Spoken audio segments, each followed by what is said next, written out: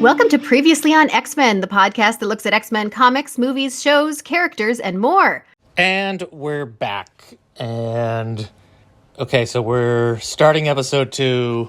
How does episode 2 start? The second one is sunrise on the mansion, and Xavier's Yeah. waking up and looking around the mansion and sad, and his yellow wheelchair is destroyed, and so he goes and finds just like a regular wheelchair, and it's all very mopey. Yep. And then Magneto is still gone. This kind of flashes through a bunch of like establishing shots. So Xavier in the mansion, Magneto is on like a cliff facing all these dead ships in the water and seems to be planning something. Bastion is sort of like gathering up all of the dead Sentinels from his hometown, and he's crying because they're like his, the people he grew up with. Jubilee and Roberto are on the run again because they did not go with the Sentinels as his mother instructed. Now she's in her new outfit. Yes. The black. Oh, did she buy it at the mall? I feel like maybe she bought it at the mall. Maybe. That's the costume that she wore when she became a vampire in the comics for a little bit. Well, for Nick a lot and I of just minutes. talked about that. We just talked about that whole thing. It's kind of funny that they're like, here you go, guys. Here's her other costume. But she's also a character that doesn't have a ton of other costumes because the yellow coat 90s look is just like, that's what everybody sees her in. Chef's kiss is what it is. But like this is the episode, or I guess maybe all three of these. The whole crew basically changes their costumes throughout, like they progressively, and it's like a symbolic thing of like them developing in different ways. But yeah, she's in the different costumes. Storm and Forge zoom in to protect Jubilee and Roberto. Magneto is lifting something. I guess he's lifting a shipwreck or something. Oh no, it's the asteroid, right? Yeah, it's Asteroid M. It was destroyed in the 90s series. So he's pulling it up out of the ocean. Yeah, he's like, I'm done with this planet. Interestingly, Bastion, when he's like talking to his mother's corpse or frozen, but I don't know. She's talking to her, and he says that it's so peaceful now because he can't hear any machines because the EMP knocked out all the machines. And I thought that was interesting. Yeah, because that's part nice. of why he grew up very troubled, and part of it was because he was constantly tormented by hearing all of the machines everywhere. And I kind of wish they'd explored that a little. That's really interesting, him like benefiting from the EMP that defeated him.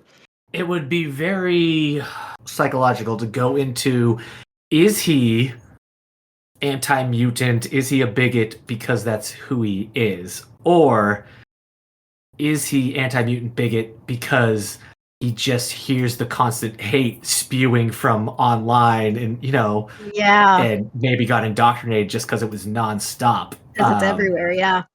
I mean, I'm going to go with probably the first one, that he just hates him. But yeah, I mean, he's kind of a mirror of Xavier in that way, in that Xavier also had to learn how to shut out the noise.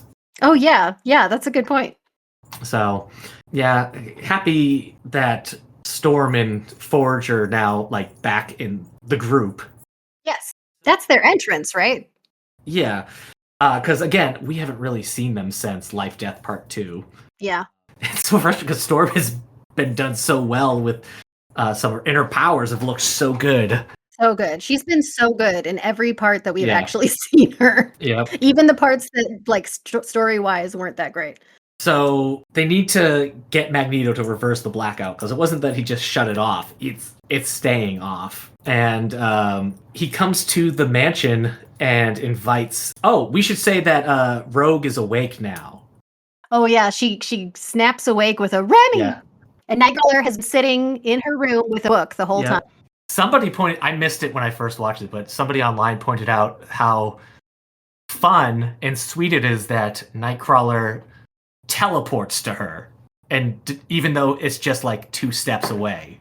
Yeah. It's just, it's one of those fun X-Men things that, like, yeah, he could walk over there very quickly, but he just teleports. Yeah, that is nice. It feels right for him, like, energy-wise, too. Yeah. So they dress up in, like, Forge is in the blue and gold, Cable's in the blue and gold, Morph does the blue and gold. So you've kind of got that, Jim Lee really hammered that home when he was illustrating the series in the late 80s, early 90s to put a lot of the team, including like Gambit and Wolverine, in that blue and gold kind of look. But Wolverine ends up in his brown and gold costume, which I like. Jubilee stays in the vampire one, and Storm stays in her that black swimsuit one that she transformed into. Rogue changes. She does, but before she changes, she's wearing Gambit's coat while they're having all of their conversations, which I thought was really cute. Yeah. She changes into the it's that green and white costume from the Mike Carey run that Chris Spicello did with the hood that I liked. Here's my thing. I get that her Marvel Girl is part of her history in terms of the comics. I get that, but it is not one of Jack Kirby's better designs, Jean Grey's Marvel Girl costume. Like, it's that's just definitely true. The point that like the cat mask and then the short skirt. It's very go-go girl. It is, and it's also like it's bland. It doesn't really say anything about Jean, and when she puts it on later as an adult, it's always kind of like, "Mom, can you go get dressed?" I'm not a fan. It makes her look super young too. Like it's like from when she was a teenager. I'm not a fan of the Marvel Girl thing, even brought in as we put her in the old girl outfit. It's like, ugh, okay. Yeah, I'm with you there. Also, poor Cyclops. They put him in the full body blue outfit. Yeah, ugh.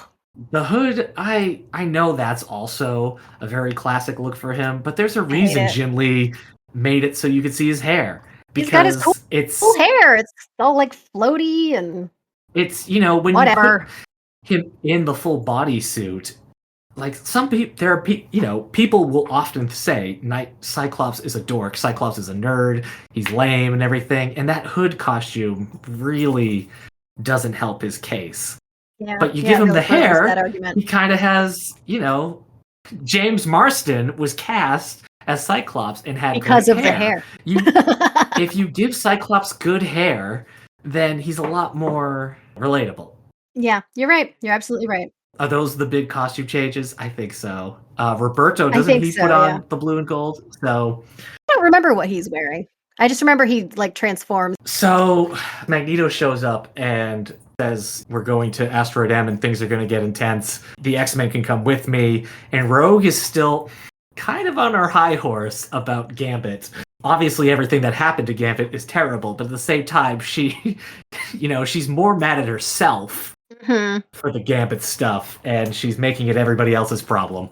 I do like, though, the way that she reacts to Xavier, because right before Magneto shows up, she's standing at the dock, and Xavier rolls up and is like, I really thought they should have buried him here, because he was one of us. And she's like, yeah, well, Louisiana was really important to him and all this stuff, and you probably would have known that if you thought of us as people instead of students. And I was like, these are fair comments.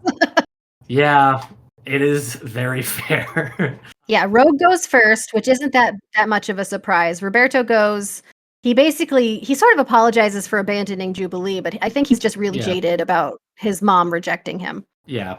I don't know if it's necessarily meant to be that, but Magneto was the headmaster of the New Mutants in the 80s when Roberto was a New Mutant. So, I don't know. Maybe there's some of that. I'm sure that's why. Yeah, that's true. But the X-Men have to split up. Yeah, they go to Muir Island, and they split into the blue and gold, like you said. And it's fun because in the comics in the 90s, when Jim Lee was kind of steering the ship at his moment, there was the blue team, which Cyclops led, and there was the gold team, which Jean led, which also had Storm on it. So there's some of that. Yeah, super cool. So Bastion's hideout is the Galapagos Island, because of evolution. Because of the tortoises, I think, probably.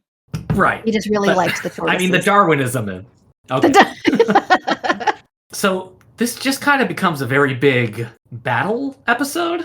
I guess, where's Jean? Jean went to the Galapagos? So Jean and Storm's gold team are going to stop Bastion at the Galapagos. Cyclops' blue team is going to space to take out Magneto because they gotta do both things. Otherwise, even if they stop Bastion, then humanity's going to take down Magneto and cause another war.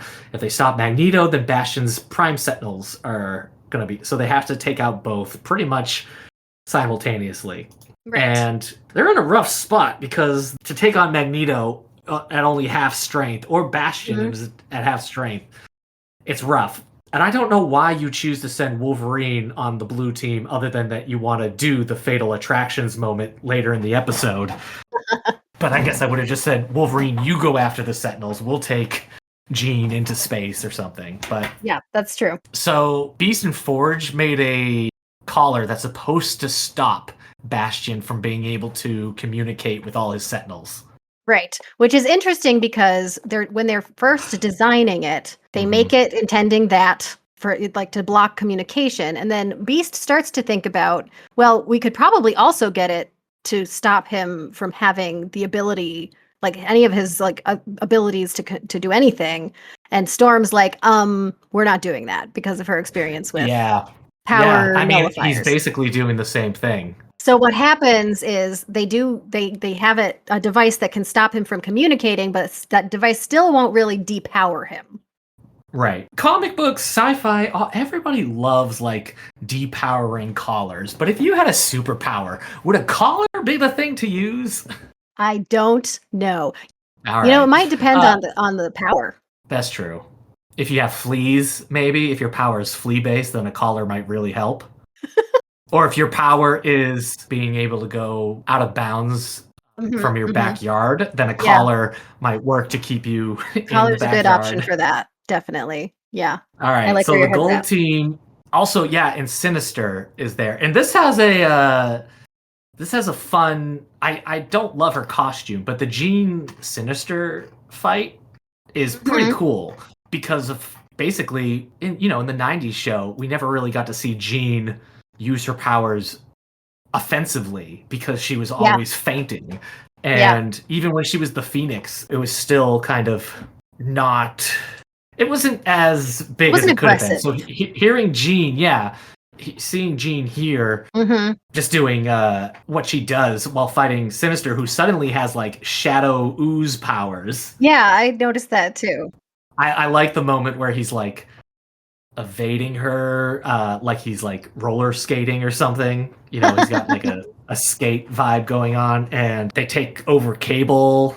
Oh yeah, I thought this was a really really cathartic thing too, because like he brings in the like trauma that he put her through in the first series, that she really just like had to live through and never got to push back on. And if anybody pushed back, it was Cyclops. And so it was really good for him to be like, I did all these things to you, and I did this thing with Madeline and all of that. And she's just like beating the crap out of him. Yeah. It's very nice to see. The X-Men have to fight Bastion's Sentinels, which still technically work because they're analog Sentinels or something. Yeah, for some reason they still work. Yeah, even though there's the blackout. Yeah. But you need moments for Storm to do cool stuff, and Morph turns into the Hulk.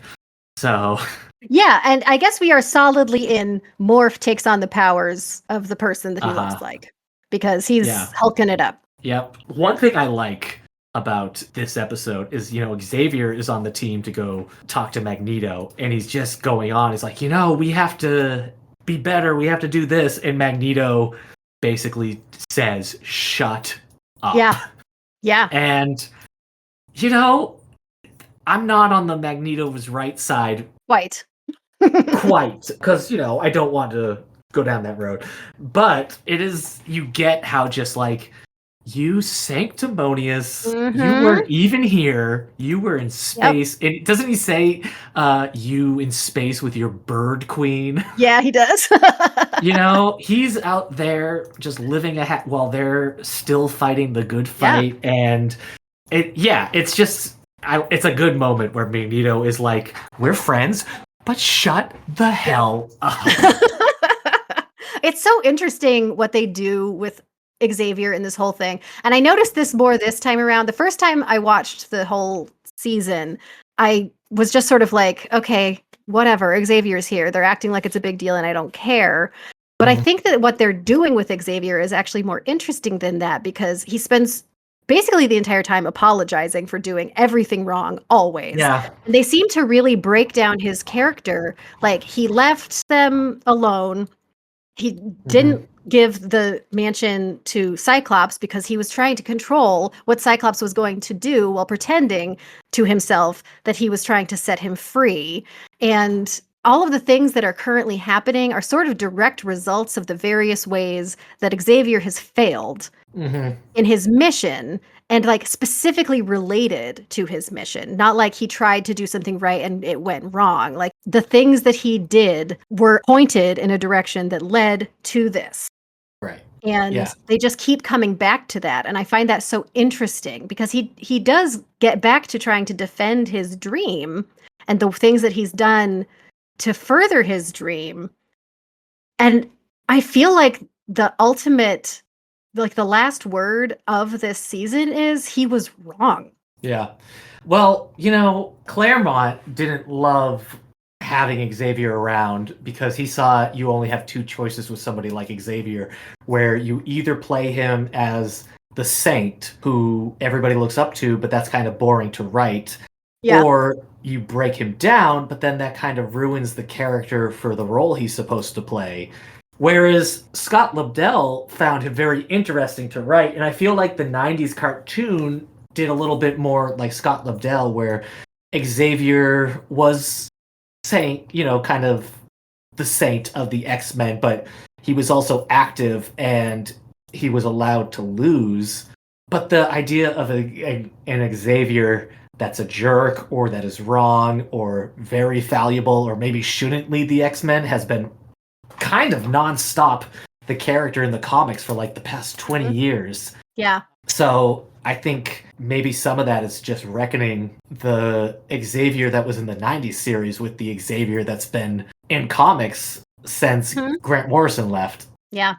Well, it's been so obvious through most of the comics that I've read that he's bad.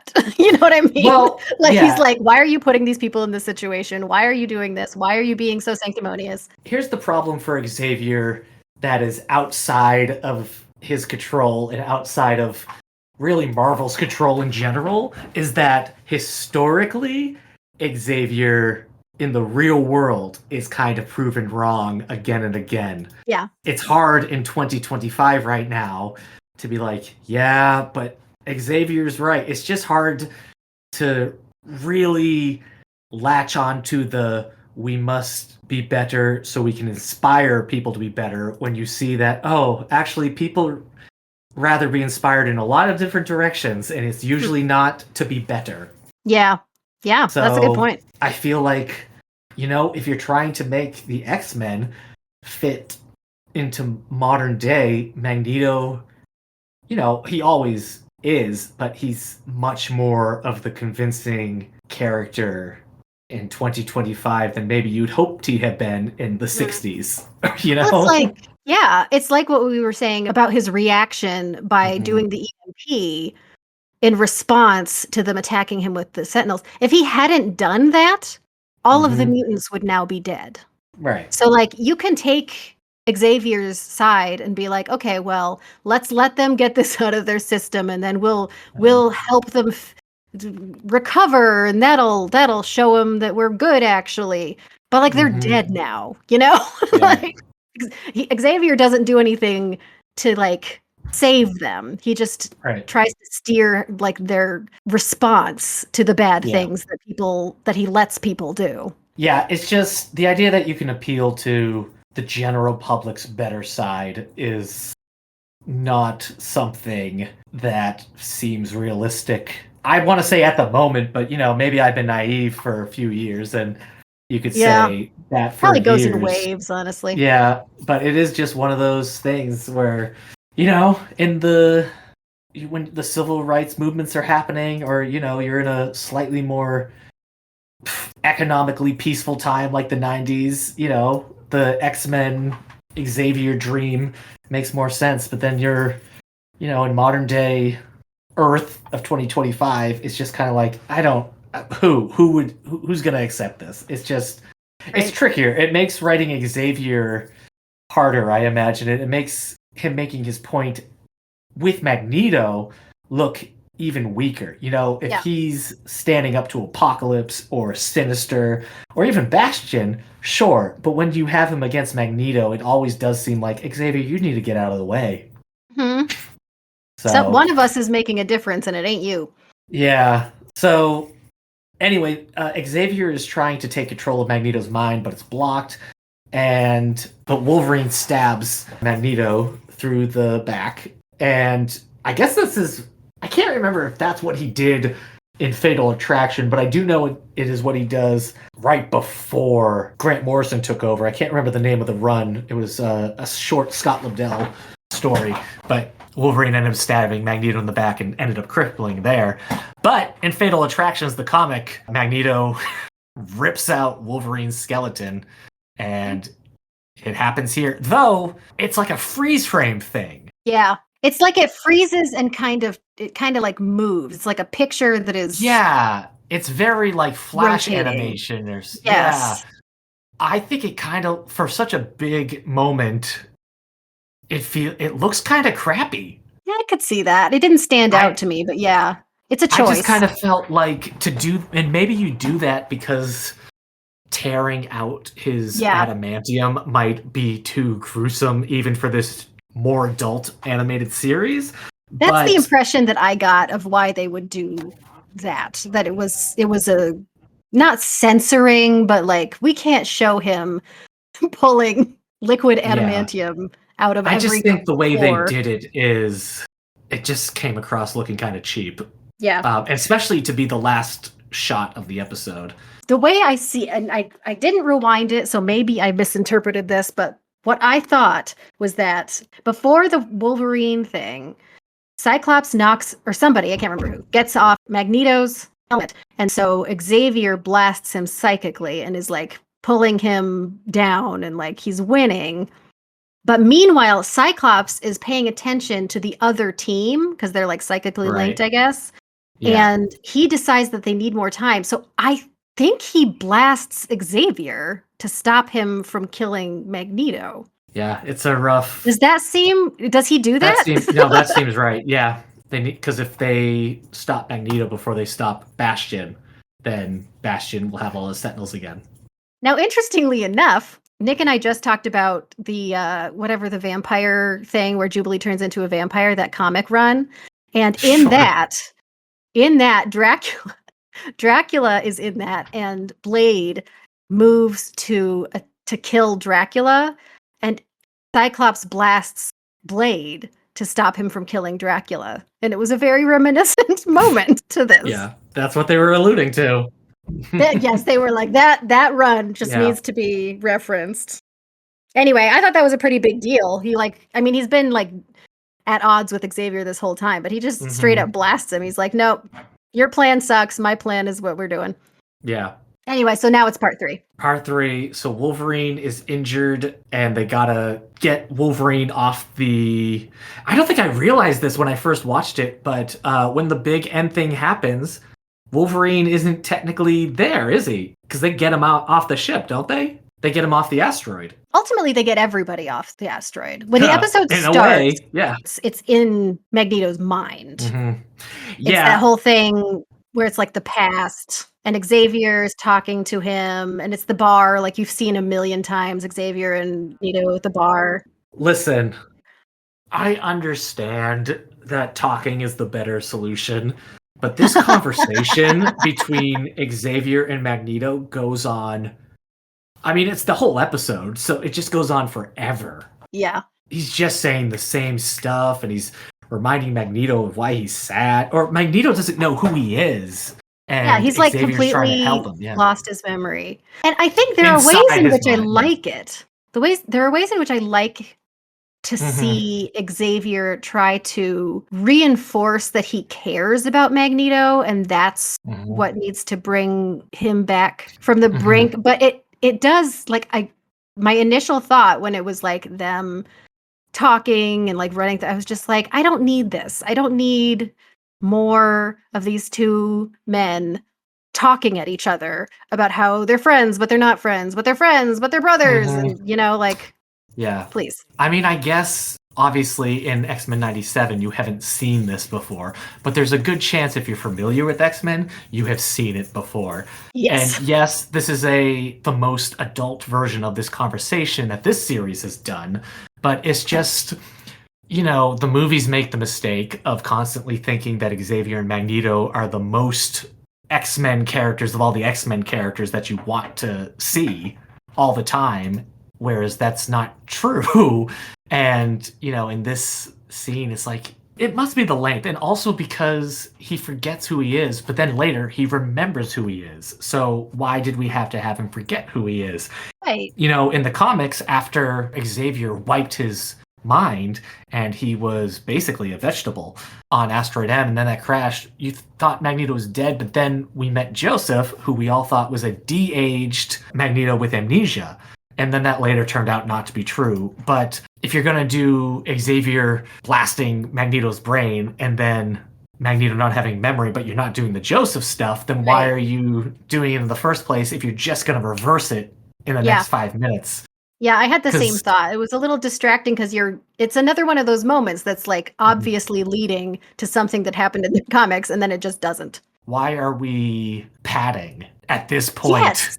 But haven't we said that before in previous episodes? Yeah, sometimes there's some padding. Like rushed and also padded at the same time. Yeah. I don't remember when this happens, but I need to make sure that I say it. Uh-huh. At some point, they're showing all of the... it's right here because the power comes back on, I guess, because they knocked out Magneto. I can't remember, but oh no, it's not. It's because this is another thing. I got to go back a little bit because in Magneto's mind, finally they have this whole stupid conversation. But then Xavier says, "You have to restore Earth's power, or I will hijack your mind and force you to do so," which I thought was very starkly phrased. Like it's not like, or I'm going to have to, make a tough decision or something. He's just like, I'm going to enslave you and make you do this. So Magneto refuses. Xavier attacks and blasts the thing. He reverses the magnet thing. So the power comes back on. This is when we see Omega Red, we see Iron Man and Captain America, we see Daredevil, we see Doctor Strange, and I guess maybe this is where we see Peter Parker, but I didn't see it. It's Peter and Mary Jane looking at a television set, and it's specifically, then this is what made your husband so happy, among other people. It's the Peter Parker and Mary Jane from the 90s Spider-Man cartoon. Oh, nice. That is cool. And this is the first time, and that series, I believe, which I never really watched, that series ends on a cliffhanger, and you don't know what happens to Mary Jane. She, falls into a portal or something. I don't know. So this is the first time any fans of that show have seen proof that Mary Jane is fine and they're together. Oh, that's pretty cool. And, it kind of gives hope that they'll get a Spider-Man 97 or whatever. Yeah, I like that. But the reason that I bring this up, the thing that I feel like I need to say is that they also so cool? He is very cool. He gets some really good action. Yeah. And also some really good Daredevil level action. I thought was nice. Like he's stopping looters or something. Yeah. Go on. So they pan through a few different examples of the Sentinels, like the people who have turned into Sentinels, and I am pretty sure it's very at the bottom of the screen, but there is a woman with a red helmet with a tuft on the top, and I would swear that they're trying to say that Carol fricking Danvers went to one of these stupid things because she wasn't comfortable with mutants and got herself turned into a Sentinel. And I am not cool with that. I don't know. It looks just like her helmet. Which helmet? The Mohawky one. I don't know. I don't remember. Remember, this Carol Danvers is still in a coma. I don't know, because I'm telling you, it looks just like it. I'll look again, but I remember I thought it the first time, and I looked at it again, and I was like, ooh, they better not be saying that Carol Danvers is a bigot, because I'm not cool with that. I don't think she would have some anger towards certain X-Men members in the show, but I don't remember that. Honestly. All right. I hated it. Also, Cloak and Dagger. They're kind of fun to see. Oh, yeah. Cloak and Dagger were there. That was really cool. Hanging out with Daredevil. Yeah, how do you feel about the Captain America, Iron Man? They're just hanging out, working with the government, and I don't know. It's hard when I like Captain America and Iron Man when they're on their own, but anytime they have to interact with the X-Men and they're, kind of against it, I'm like, you bigots. Yeah. Well, I mean, I very recently read Avengers versus X-Men. Boy, I want to slap Cap in the Yeah. first half of that. It feels like it fits having them kind of on opposing Yeah. sides.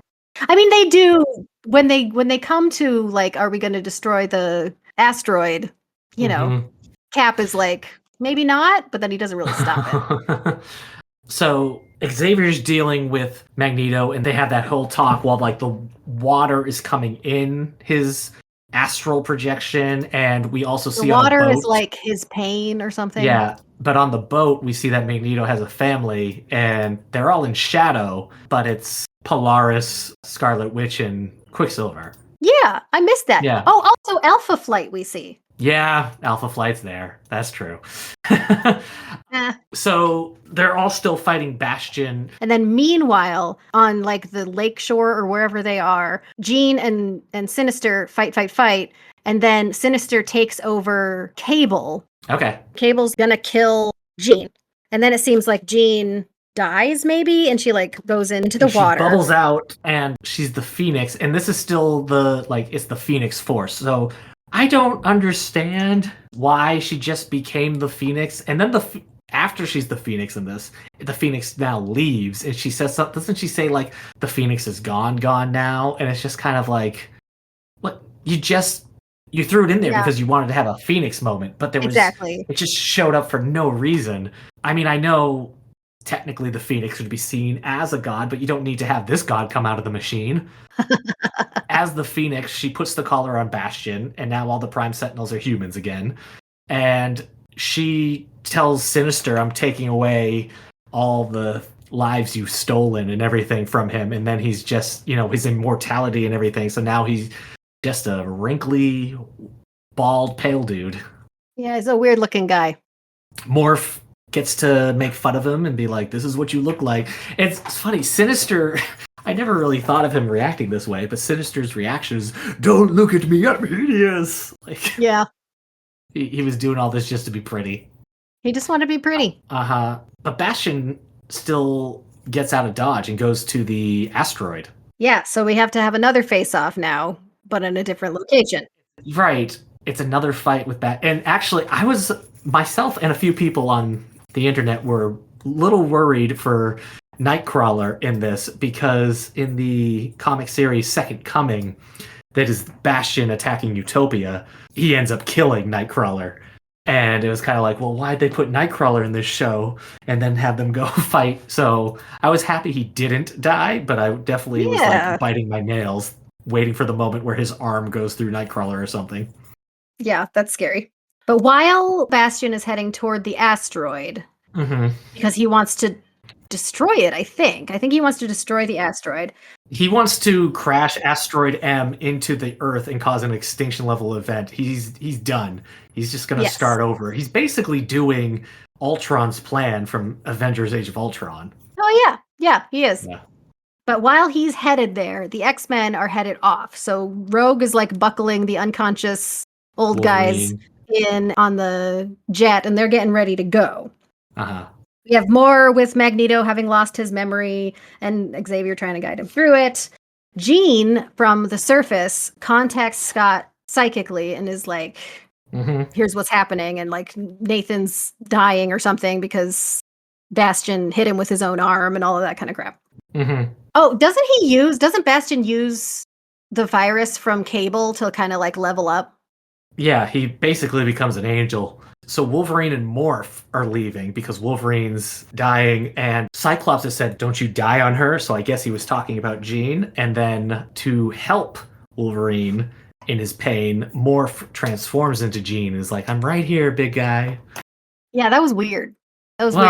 I mean, they definitely have hinted that Morph has a romantic crush towards Wolverine in this series, so I think he's just. Yeah, but I also just think it's just like pretending to be the person that Wolverine loves and saying "I love you" as that person while you yourself love the person is weird. Yeah, it feels. I don't know. It feels icky somehow. Yeah. So now they all have to fight Bastion in his big final boss form, and this is where Bastion is like they're still trying to talk Bastion down, being like, "Look, you're a mutant, and it doesn't have to be this way." And he's like, Bastion screaming like, "Those parents would rather die or have their children die than be born like me." You know, basically saying everybody's wrong. There's a cool Rogue Gambit kind of a moment right before Bastion arrives because they're sort of preparing because Jean has just told them that Bastion is coming. And Roberto says something about, like, well, if he's just going to kill us, maybe we shouldn't bother and all this kind of stuff. And Rogue says the odds might be bad, but the cards are always in the X-Men's favor, which I thought was so cool because obviously that's a Gambit line. Roberto leaves too, doesn't he? No, he doesn't because he saves Rogue. Rogue goes after Bastion first when he's trying to destroy the gravity thing that'll drop the asteroid. And then she knocks him to the blue side of the moon. And Bastion starts choking her and Roberto blasts him as Sunspot. Then meanwhile, all of the leaders on Earth are like, okay, well, should we enact these Magneto protocols? And they're like, oh no, we can't possibly.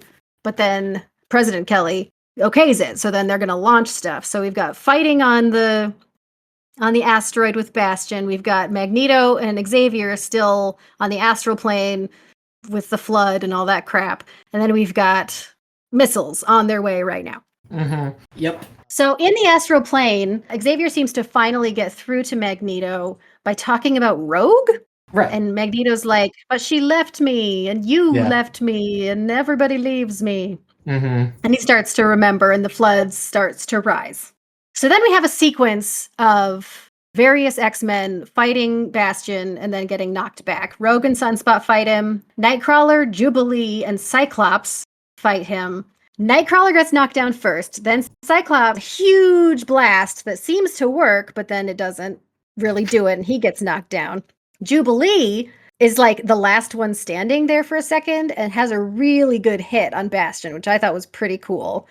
But he regenerates, so he's fine.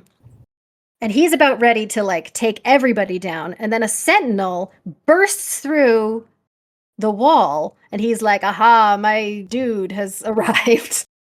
But it turns out that this is a Sentinel piloted by Beast. Yay, yes, that's right. He says the Greeks did love horses, which I thought was really funny. Yeah. So with Magneto gaining consciousness, he targets the asteroid away from all of this, and it explodes because of the reactor? Yeah, I think so. I think that was kind of a leap, but I think we're supposed to just assume that's why. So it explodes and it's all gone, and they look up and see it's gone, and it's like, oh no, the X-Men are dead. I thought, and in my snobbiness, I thought it was pretty obvious that they were going to do this big fight, that thing was going to explode, that it was going to cause some kind of time thing, and we were going to be able to save Gambit because they went back in time or something. And, to their credit, they didn't do that. I thought they were just going to time travel fix that. They didn't do it yet. All right, so everything's okay, kind of, as much as it can be okay. Yeah, they all thought they were going to die on the asteroid. Yeah. But I guess they came up with a plan that they didn't have to. Yeah, Forge is just working. He's very grumpy because Storm is gone and the X-Men are gone. And Bishop shows up. And it's kind of cool because this is still relying on the 90s cartoon continuity to inform us, where Forge is like, who are you? And Bishop's like, you and I are going to be good friends. I like that. And he's like, we need to find the X-Men and everything. And again, if this was the first time we saw Bishop in this series, that would have been cool. It would have been like, that would be there he is. You're right. Instead, it's just kind of like, where were you, dude? And why are you back right now? I do like the, you and I are going to be friends and we're going to find the X-Men moment between him and Forge. But we also find out that the X-Men are trapped in time. And so we see Cyclops and Jean are in the year 4000, and they meet Mother Ascani and they see a young Nathan. Yes. And so we're going to get the whole, I mean, maybe, who knows with this show, but we'll at least probably see some version of the Adventures of Cyclops and Phoenix series where they Mhm. raised Nathan without really telling him who they are Mhm. in this kind of like apocalyptic fantasy future. Yeah. And, at that time, at that 4000, Apocalypse is there as a pretty big world controlling guy. Yeah. And then we go into the past. It's like 3000 BC. It's ancient Egypt. Mhm. We see the other X-Men. Beast is holding Xavier, I think. And they see that they're in ancient Egypt. They see the pyramids being built and people worshiping. And they see a young Apocalypse and Sabanur. Like, I can't Yeah. remember. Is he a teen or a kid? He's young. I would say like late teen, early 20s Yeah. probably. He's young and he's got like a mask on sort of Yeah. against the dust. So you don't technically know, but you know. I like the last moment where Beast is just like, oh my. Yes. It's fun. And then we get a mid-credit scene where present day Apocalypse, and we haven't seen him this whole series. Last time we saw him in this continuity, he had just taken over Fabian Cortez's body as his new host. Oh, right. Yes. But anyway, he goes to Genosha and he's just talking about how he failed his children or he wasn't here for his children. He's lamenting all this and he says there's only death while holding one of Gambit's playing cards. Oh, I did not see this scene. Oh, somebody should stay after the credits. Wow. Movie. Oh my gosh. This is all stuff I assumed would happen and did not know that they just blatantly alluded to it. So yeah, they're alluding to the whole Gambit becoming the Horseman of Death for Apocalypse that Peter Milligan wrote. Oh my in gosh.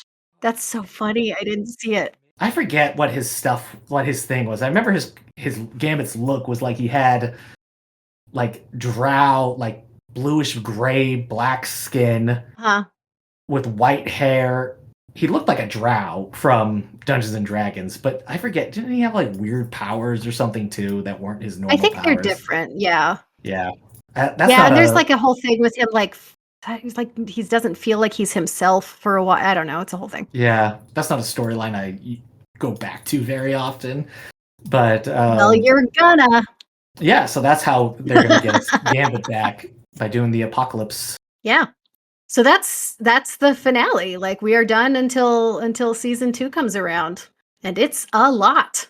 Yeah, and I guess season 2's not until next year. Yeah, 2026, which is less far away than it was when this first came out. So Sure, that. Standard streaming scheduled nonsense. I cannot stand it. I am waiting for them to realize that this is a not sustainable calendar. Like Westworld. Kendra and I watched the first 2 seasons of Westworld, and then it took years for the 3rd season to come out, and then years for the 4th season. And it's just like, how do you think this is? It's this stupid Stranger Things thing. It's like, please, I have moved on. Exactly. It's almost been 10 years, and I'm supposed to believe this has been 2 weeks. Yeah, it's like the people in charge think that like they're making us wait, and that's the extent of it. We just have to make sure that they'll wait. But we're moving on. Yeah. Like we are over it. We don't need this anymore. It's too long. So anyway, more happens in those 3 episodes than even I think we went over. It's just so much in those 3 episodes. And each episode is crammed. It's like so much. Crammed. We had a user comment on Twitter at Big Millie said the action was on point, and even though it's a 3-parter, it felt rushed. And he's so right. Yeah, they're so right because it's just cramming so much in. And I woke up in the middle of the night the other day thinking about this. Were you like Remy? Remy, because I mean, we've talked before about feeling like they want to cram in all of these storylines. And that's why they're rushing things so much. But now, after finishing it the second time, I sort of feel like it's more that they had an end point in mind. And they needed to get all of the various storylines and characters in the right position to get to that end point.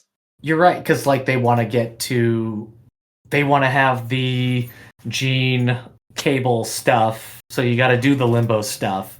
Mhm. You know, you got to kill Gambit. You need Magneto to have the big reason to do this, so you're going to do the Genosha. Yeah. But to me, it feels like they didn't know if they were going to get another season. So they decided, well, we got to cram in all the stuff we want to see. Yeah. Well, that's what I thought into- initially, Yeah. but I don't even know that anymore. I wonder as well. I mean, I know that Bastion makes sense for Operation Zero Tolerance, but that Genosha thing is a Cassandra Nova plot line. I wonder if maybe because of Deadpool Wolverine, they were told, no, don't use Cassandra Nova. It'll be overkill or something. Man, or- when it turned out to be Cassandra in that movie, I was like, holy crap! Nick had no idea who it was. Maybe they just, always planned on it being Bastion and they were fine just bringing Genosha and stuff into that. Or It just would have been such a good story to explore. yeah. It's fine. I'm fine. I'm over it. Yeah. So does this leave you excited for season 2? Maybe. I mean, or exhausted? it'd be nice if, because reading some other people talk about this, I'm not the only one. We're not the only ones who thought it felt rushed at times. I would call that defining characteristic. For good or ill, I don't know the backroom politics that happened between Bo DeMeo. I don't know the politics and stuff, why he was let go and all that. They said they're going to use his notes for season 2. Is he the reason why it was rushed, or is he the reason why it was as good as it was? What are we losing by losing him? What are we gaining by bringing new people in? I don't know. Because, I think, man, are we going to do a whole season then with the X-Men just lost in these ages of apocalypse? Because that could get dull fast, too. Yeah. I mean, it's just hard with 10 episodes. I just hope they give some character moments the time to breathe. I mean, I kind of look at the Genosha episode as this was a very strong character-based episode, mainly because you're only focusing on 2 X-Men and Magneto while dealing with this other big thing. And maybe that's the platonic idea, whereas Limbo was having all of them and it was kind of a mess. I mean, I am excited for the second season, and I do like this season. I like this show. I thought it was a lot of fun, and I thought it was really cool, and I liked that they used the established continuity to do things that hadn't been done in the 90s. Yeah. It's great, but it also could have been a lot better. Or maybe with, the powers that be, maybe it couldn't. Maybe this was the best that it could have been with, Disney having a hand in it that all. is true. Yeah. So, I had a lot of worst case scenarios in my head with this show, and it kind of fixed that by the second episode. Even when we saw the first preview, I was like, oh, this does not look good. And, by episode 2, I was like, all right, I'm in. Let's do this. They covered a lot of 90s and 80s storyline. It'd be nice for them to start doing some more modern things as well. I don't know. I feel like I'm going to be back where I was before season 1 started. I'm going to be looking at season 2 suspiciously until it convinces me otherwise. Yeah. I hope that we get the good of this season without the bad of this season. And they have this time between seasons to take in viewer responses. And I think that it seems to me pretty universal that people view it as rushed and cramming too much in. So maybe they'll use those views to kind of adjust. It's a shame. It's one of those things with streaming that is a problem versus when they were making things weekly. You would make an episode and then you would a couple episodes in, you would be getting a feel for the audience response while you're still writing the season. Yes. And so you could adjust if you needed to. Yeah. And we just haven't had that in my child's lifetime. Yeah, it's not a thing. Introducing a character in episode 2 and deciding, oh, no, audience hates him. He's gone in episode 7. Yeah, which, leads to a certain amount of turmoil, but I think in general led to better story writing because you kind of had the whole audience to work with you on this isn't working. You gotta You gotta make this different. So maybe because we have this time between the first season and the second season, we can get a little snippet of that with the audience response to this season. But I don't know. I mean, if I get another one that's just as crammed as this one, but still has, the amount of character moments and the cool action and, a little bit more grown up sentiments and stuff, I'd be okay with that. I mean, I would wish for more, but I would still be happy to watch it. I was just looking, one of the writers who came on to help produce the third season is Matthew Chauncey, who writes for What If? So that doesn't give me a lot of hope, but... no. Yeah. For the cartoon What Ifs right now? Yeah. Oh, no. So we'll see. Okay. Okay. But, now I'm going to have a panic attack, Eric. No, maybe, What If's not I was ending hopefully. What If is stuck in a crappy concept of only being able to do the MCU and never being able to do really mean things in the MCU, but maybe the X-Men 97 would give him more freedom. Maybe it's that he's creative and thinks outside the box. Yeah, we'll see. But this was fun, and it definitely was appointment television for me once I got on board. So yeah, good times. Yeah. All right, cool. Well, thanks for working through the season with me. Woo. The next episode, while we're waiting for season 2, we're going to be covering.